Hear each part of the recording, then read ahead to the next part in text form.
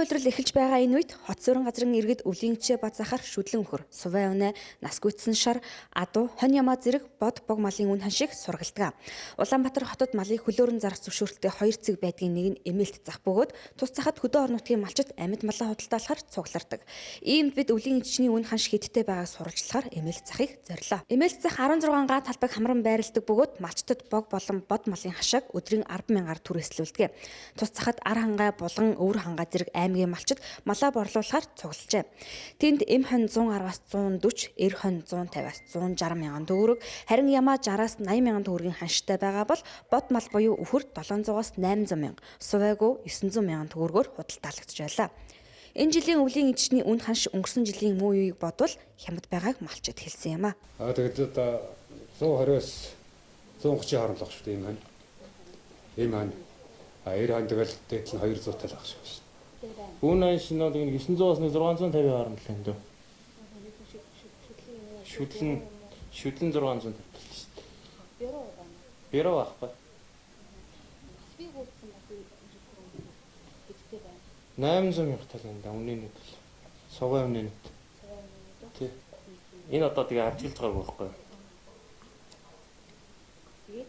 900 мянга тий. Бүдүүн мөр зөрүүл сая 100 мянга зүтэл. 90 за 150 жаадаг байна. Энэ хань алхаад тий 130. хичнээн таны малтай юу? Энэ хэд хонч? 25 тонны малтай өнөө гэлээ. 25 ч одоо ер нь хичнээн зарцсан байна. Иргэд бас хэр их болов? Хоёрыг л зарчаад байна даа. Одоогор хоёрыг л зарчаад. Таны донд баатал байгаа мó одоохонтой сайн мэддэхгүй л шүү дээ. Иргэдийн хувьд өвлийн идэж худалдан авах эрэлт бага байгаа бол зуд болох эрсдэлтэй аймаг сумдын малчид малаа ихээр борлуулж байгааг тус цагт амьд мал худалдаалж байгаа иргэд хэлсэн юм а. За өөр хангаа аймгийн Баян Дэрсмаас ирсэн. За нэг 60-аад малтай ирлээ. За мал ерөнхийдөө манай нутаг бол хойдолтой болоо гайгүй.